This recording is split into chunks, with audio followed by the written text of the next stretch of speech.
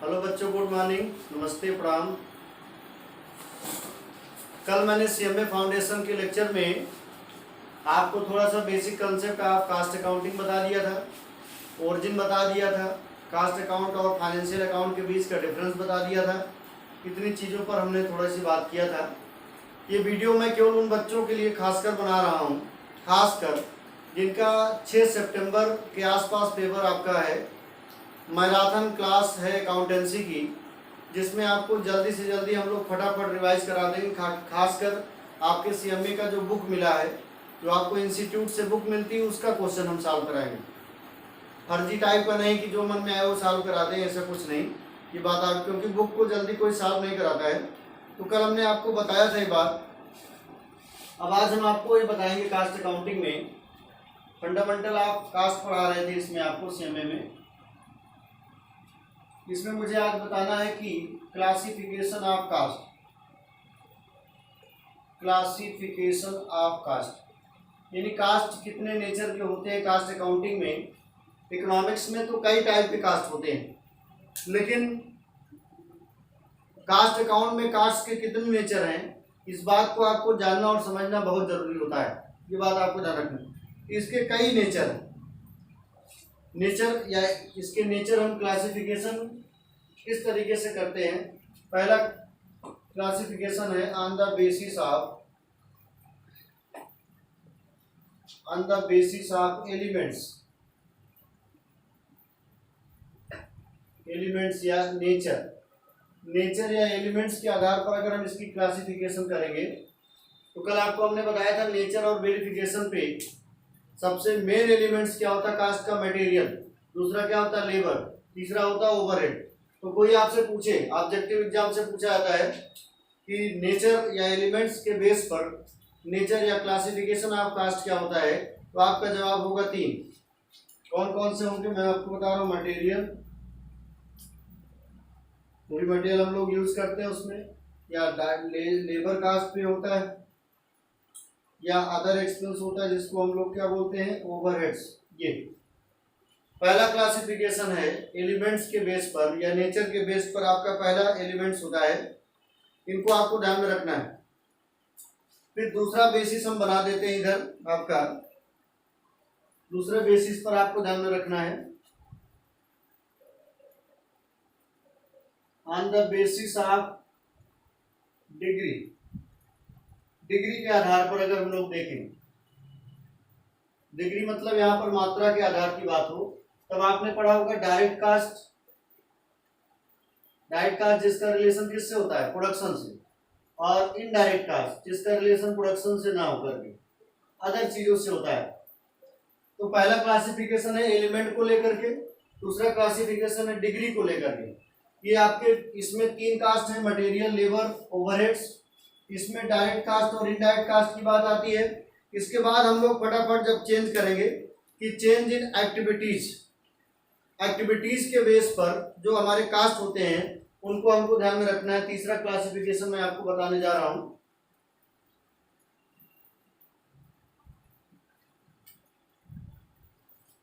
On the basis of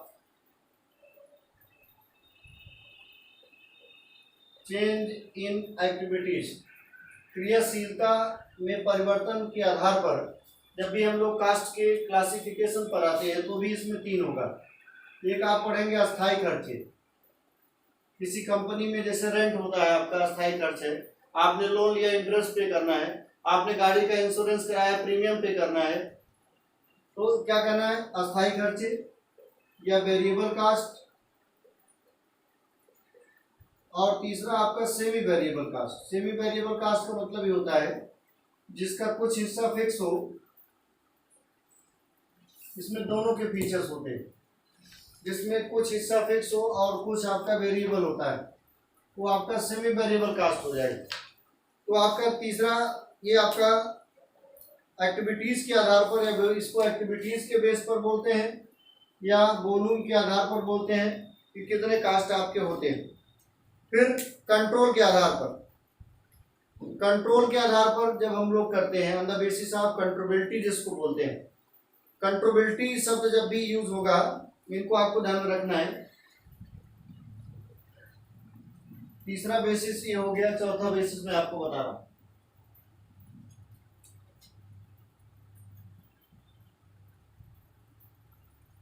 on the basis of controllability,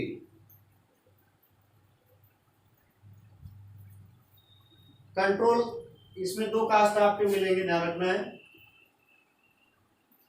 एक तो आप लिख सकते हैं कंट्रोलेबल कास्ट, कंट्रोलेबल जिस पर हम नियंत्रण कर सकते हैं हिंदी में। एक अनकंट्रोलेबल जिस पर हम लोग कंट्रोल नहीं कर सकते हैं। कुछ खर्चे ऐसे हैं जिसको आपको कंटिन्यू करना पड़ेगा, कुछ खर्चों पर हम लोग नियंत्रण कर सकते हैं, हिंदी बोलते हैं नियंत्रणीय और अनियंत्रणीय। तो कंट्रोल के आधार पर या नियंत्रण के आधार पर दो टाइप की कास्ट आपकी यूज हुई। चार क्लासिफिकेशन अभी तक हमने आपको बता दिया। एक नेचर या एलिमेंट्स के बेस पर, उसमें मटेरियल लेबर एक्सपेंस आ गया, डायरेक्ट या जो भी आपके ओवरहेड्स हैं। एक हमने आपको चेंजेस के आधार पर बता दिया, डिग्री के आधार पर बता दिया, और लास्ट में आपको कंट्रोल के आधार पर बता दिया कि कौन सी कास्ट कंट्रोल होगी, कौन सी कंट्रोल नहीं होगी। नॉमिनलिटी के आधार पर भी हम लोग देखते हैं। ये नॉमिनलिटी क्या है कि जिस कुछ कास्टों का नॉमिनल वैल्यू दिखता है आपको, जैसे इसको हम बोलते हैं नॉमिनल कास्ट, और इसमें एबनॉर्मल, नॉर्मल और एबनॉर्मल दोनों कास्ट आते हैं। नॉर्मलिटी के आधार पर हम लोग कास्ट देखें तो अगला आपका क्लासिफिकेशन नंबर ई बनेगा। Classification number E, on the basis of, on the basis of normality, यानी नॉर्मलिटी के आधार पर दो कास्ट आपको मिलेंगे। एक नॉर्मल कास्ट मिलेगा और एक एबनॉर्मल कास्ट मिलेगा। एक सामान्य लागत, एक असामान्य लागत। नॉर्मल लॉस भी आप पढ़ते हैं अकाउंट्स में, जो लॉस प्री डिटरमाइन होता है उसको नॉर्मल कास्ट बोलते हैं, और जो प्री डिटरमाइन नहीं होता है उसको एबनॉर्मल कास्ट बोलते हैं। इसको भी आपको ध्यान में रखना है। तो आपका नॉर्मल कास्ट और एबनॉर्मल कास्ट नॉर्मलिटी के बेस पर बनेगा। और अगला क्लासिफिकेशन हम लोग बताएंगे अकाउंटिंग पीरियड के बेस पर, relationship with the accounting period, जिसमें रेवेन्यू और कैपिटल कास्ट आपके आते हैं। जो कैपिटल नेचर की चीजें हैं वो कैपिटल में आ जाएंगी, और जो रेवेन्यू नेचर की चीजें हैं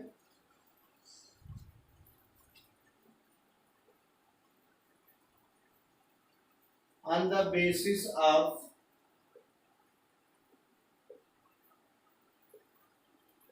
relationship between accounting period, accounting period के रिलेशनशिप के बेस पर जब भी कास्ट का क्लासिफिकेशन हम लोग करेंगे तो दो टाइप के कास्ट आपके सामने आएंगे। एक तो आएगा कैपिटल कास्ट, आप land, building, plant, machinery, furniture में पैसा लगाते हैं, वो कैपिटल कास्ट होता है। एक रेवेन्यू कास्ट, मजदूरी आप देते हैं, रेवेन्यू कास्ट। रिपेयर मेंटेनेंस के पैसे खर्च होते हैं, रेवेन्यू कास्ट।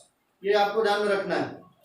तो ये आपका पीरियड, अकाउंटिंग पीरियड के आधार पर क्लासिफिकेशन हो गया। इसके बाद हम लोग नेक्स्ट पर चलते हैं, टाइम के बेस पर, on the basis of time, on the basis of time, समय के आधार। इस पर भी दो कास्ट आपके सामने आएंगे। एक तो ऐतिहासिक लागत, हिस्टोरिकल कास्ट, ऐतिहासिक लागत। एक predetermined cost, predetermined जो पूर्व नियोजित होती है, प्री डिटरमाइंड कास्ट, पूर्व निर्धारित लागत। ये आपके तमाम प्रकार के क्लासिफिकेशन हैं।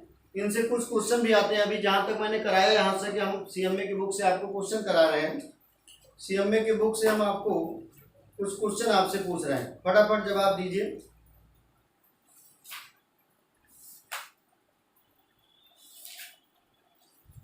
ऑब्जेक्टिव क्वेश्चन ही आता है आपके सीएमए में।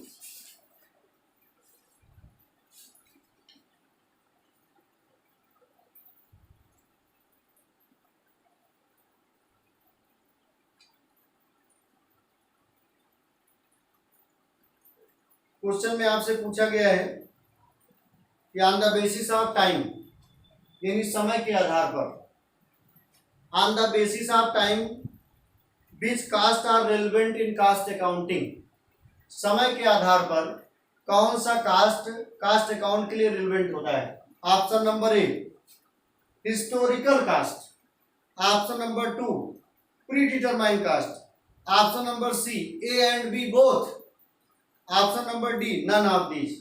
तो सी वाला आंसर सही है। ये जो मैंने आपको क्लासिफिकेशन पूछा, ऐसे आपसे ऑब्जेक्टिव क्वेश्चन में भी पूछा सकता है अकाउंटिंग पीरियड के रिलेशनशिप के आधार पे कास्ट का नेचर क्या है कास्ट अकाउंटिंग में। आप बताएंगे कैपिटल कास्ट है, रेवेन्यू कास्ट। ये फटाफट इस टाइप के क्लासिफिकेशन पर कई सवाल आपसे पूछे गए, इनको आपको ध्यान रखना है। इस पर कई क्वेश्चन हैं, इस पर आपको ध्यान रखना है, क्वेश्चन पूछे जाते हैं। तो फटाफट हम लोग अभी क्वेश्चन चाहे कर लें, चाहे इनको एक बार रिवाइज कर लीजिए। इस पर हम आगे आपको पढ़ा रहे हैं। लगभग आपका कितने क्लासिफिकेशन हमने बताया, A B C D E F, यानी 6 क्लासिफिकेशन हो गया। अब बजट के आधार पर हम आपको कास्ट बताएंगे कि अकॉर्डिंग टू प्लानिंग हमारे पास कितने कास्ट होते हैं। संस्था में प्लानिंग या नियोजन के आधार पर कास्ट का क्लासिफिकेशन क्या है।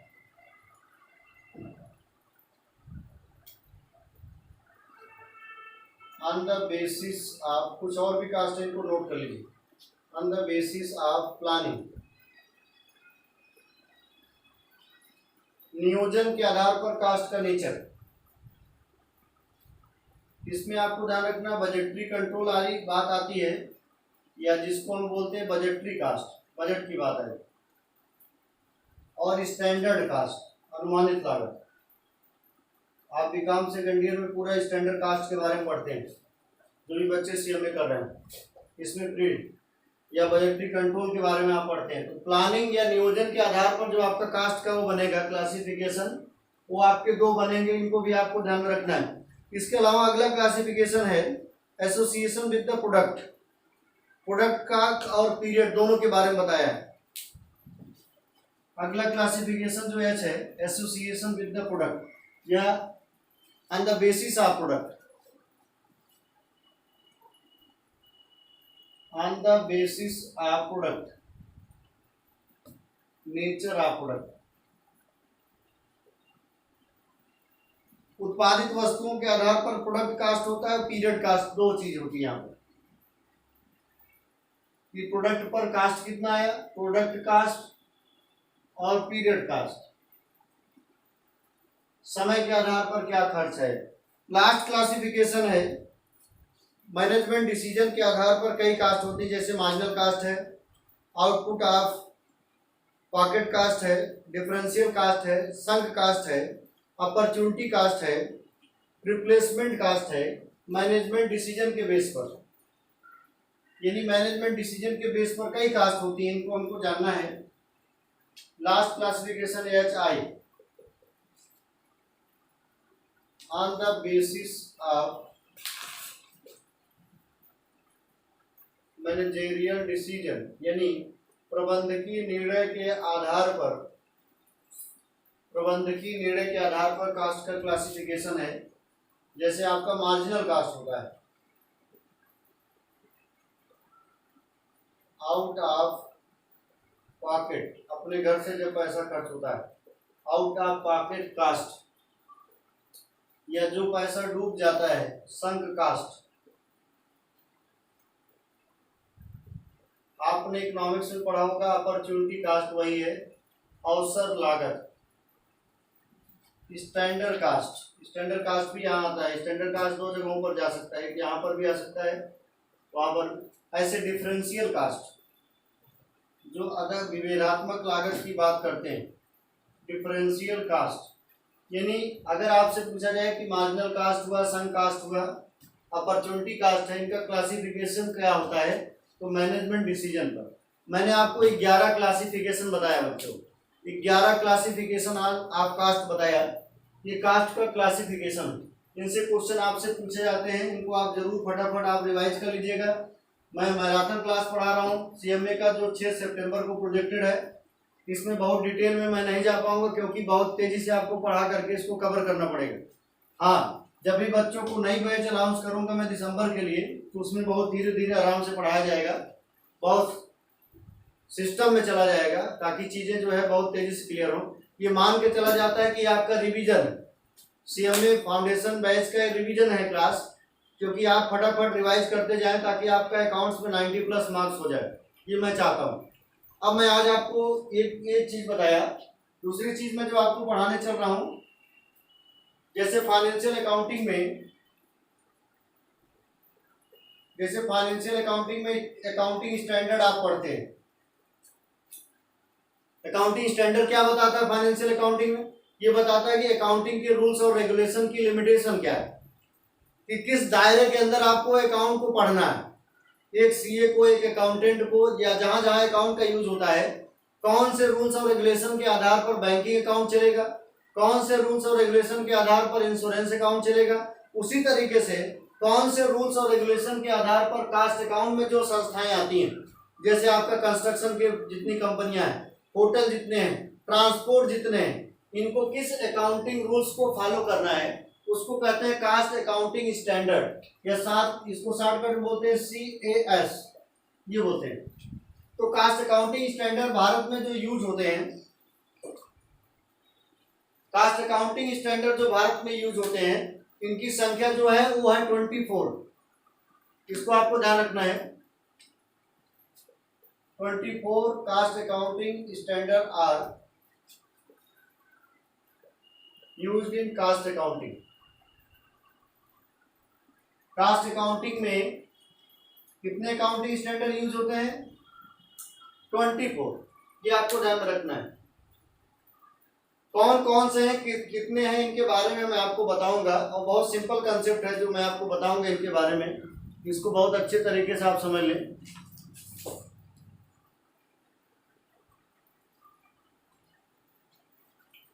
तो भारत में अपने 24 अकाउंटिंग स्टैंडर्ड जो कास्ट अकाउंट में यूज होते हैं बच्चों, वो हैं, इनका हमने कोडिंग बनाया है, इसका हमने कोड बनाया है, ये आपको ध्यान रखना है। और कोड क्या है कि एक सीईओ थे जिनका नाम था सीसीओ। सीसीओ जब आते हैं, सीसीओ केम का मतलब सीसीओ आया, और जिसकी वजह से चंद्र प्रकाश डर गए, चंद्र प्रकाश जो है डर गए, और एससी एसटी में मुकदमा लिखाने की बात आई। इसमें कई लोग नामजद हुए, IRJT। तब जा करके ये न्यू कमर तैयार हो रही है। न्यू कमर का मतलब नए लोग तैयार हुए इनकी जमानत लेने के लिए। ये कंसेप्ट है, ये कोडिंग, इसको आपको ध्यान रखना है। लगभग 24 अकाउंटिंग स्टैंडर्ड हैं। मैं आपको फटाफट सीसीओ जैसे कास्ट अकाउंटिंग स्टैंडर्ड नंबर 1, ये कास्ट अकाउंटिंग स्टैंडर्ड नंबर 1 क्या कहता है कि क्लासिफिकेशन ऑफ कास्ट, जो भी आपने पढ़ा था 11 क्लासिफिकेशन। अगर आपसे कोई पूछे कि क्लासिफिकेशन ऑफ कास्ट किस अकाउंटिंग स्टैंडर्ड में, तो आप बताएंगे कास्ट अकाउंटिंग स्टैंडर्ड नंबर 1। फिर कैप्टिव डिटर्मिनेशन का मतलब कास्ट को डिटरमाइन कैसे करते, फिर सी का मतलब है कैप्टिव डिटर्मिनेशन। ये कास्ट अकाउंट का अकाउंटिंग स्टैंडर्ड है बच्चों, CCO। तीसरा आपका है O, इसको आपको ध्यान रखना, ओवरहेड्स। O का मतलब होगा खर्च, ओवरहेड्स। तो अकाउंटिंग स्टैंडर्ड नंबर 1 है classification of cost, captive determination, overheads. अब सीसीओ केम का मतलब अब आपका CAME, अकाउंटिंग स्टैंडर्ड नंबर 4, 5, 6, 7। इनको आपको ध्यान रखना है फटाफट। सीसीओ केम कैप्टिव कंजम्पशन की बात है, कंजम्पशन, कैप्टिव कंजम्पशन के बाद आपका एवरेज कास्ट,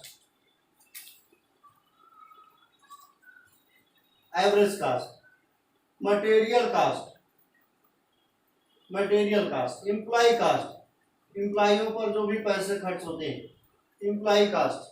तो अभी तक हमने आपको 6 अकाउंटिंग स्टैंडर्ड बताया, 6 क्या 7 हो गए। Classification, determination, overhead, consumption, average cost, material cost, employ cost. तो सीसीओ जब केम का मतलब आया तो चंद्र प्रकाश डर गए, चंद्र प्रकाश डर गए, ये बात आपको ध्यान रखना है। तो चंद्र प्रकाश के बारे में अब चलते हैं हम लोग। चंद्र प्रकाश डर गए के ऊपर हम लोग चलेंगे, काम करेंगे। अगली कोडिंग है सीपी।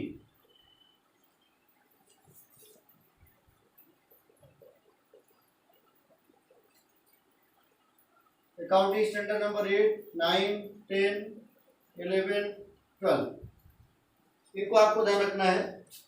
तो इसमें है cost of utility, cost of utilities, उपयोगिता की लागत। पैकेज कास्ट, जो पैकिंग की कास्ट होती है, कास्ट अकाउंट में आप पढ़ेंगे फाइनल पैकिंग और प्राइमरी पैकिंग, दो टाइप की पैकिंग होती है। तो जो पैकिंग की कास्ट होती है उसको आपको ध्यान रखना है। पैकिंग की जो कास्ट है वो आपकी सेलिंग डिस्ट्रीब्यूशन में भी जा सकती है और रॉ मटेरियल कंज्यूम में भी जा सकती है, इसको आपको ध्यान रखना है। पैकिंग कास्ट के बाद आपका डायरेक्ट एक्सपेंस है, direct expense, administrative expense, administrative expense या कास्ट, रिपेयर एंड मेंटेनेंस। सोचिए एक एक चीज के लिए कास्ट अकाउंटिंग स्टैंडर्ड बना दिया गया। ये 12 अकाउंटिंग स्टैंडर्ड हो गए आपके। तो फिर से एक बार इसको देख लें। सीपी डर गए का मतलब है cost of utilities, packaging cost, direct expense, administrative cost, repair and maintenance cost. ये इतने टाइप के कास्ट आपके आ गए। फिर हम लोग चलते हैं एससी एसटी के बारे में। जब बात आई है एससी एसटी है, ये अगली अकाउंटिंग स्टैंडर्ड की बात। 13, 14, 15, 16 सर्विस कास्ट, जो सेवा की लागत होती है कास्ट अकाउंट में आप पढ़ेंगे। सर्विस कास्ट, ट्रांसपोर्ट है, होटल है, इन सब चीजों। कास्ट कंट्रोल, लागत नियंत्रण। Selling and distribution cost, S oblique D का मतलब मैं पूरा लिख दूं, सेलिंग एंड डिस्ट्रीब्यूशन कास्ट। और डी का मतलब है डेप्रिसिएशन। अकाउंट कास्ट अकाउंट में आप जानते हैं डेप्रिसिएशन में स्ट्रेट लाइन मेथड यूज होता है, एसएलएम यूज होता है। तो कितने अकाउंटिंग स्टैंडर्ड हो गए? 16। इनको आपको ध्यान रखना है। 16 अकाउंटिंग स्टैंडर्ड आपकी यूज हो गए इधर। अब मैं इधर जो आगे वाले हैं IRJT, अगला कोड है आपका IRJT, यानी 17वां अकाउंटिंग स्टैंडर्ड, 18वां, 19th, 20। आई का मतलब है जो हम लोग लोन लिए रहते हैं, इंटरेस्ट एंड फाइनेंशियल चार्जेस। जो भी हमने लोन वगैरह लिया है तो इंटरेस्ट पे करते हैं, उसको फाइनेंशियल चार्जेस बोलते हैं। ये आर का मतलब होगा research and development, research and development. R का मतलब होगा रिसर्च एंड डेवलपमेंट। फिर आपका ज्वाइंट कास्ट भी है, टेक्निकल डेवलपमेंट जिसको बोलते हैं, technical know how. Technical know how मतलब जैसे पेटेंट है, ट्रेडमार्क है, technical know how, intellectual property, ये टेक्निकल डेवलपमेंट से जुड़ा है, पेटेंट से जुड़ा है, कॉपीराइट से जुड़ा है। ये आपका अकाउंटिंग स्टैंडर्ड 20 हो गया। और फिर जो बचे हुए अकाउंटिंग स्टैंडर्ड हैं, क्यू का मतलब quality management, manufacturing cost, overburden of removal cost, revenue in cost statement. ये चार कास्ट अकाउंटिंग स्टैंडर्ड और मैं इधर लिख दे रहा हूं आपको। 21, 22, 23 और 24। QMOR ये होगा क्वालिटी मैनेजमेंट, या इसको बोलते हैं क्वालिटी कंट्रोल। Manufacturing cast,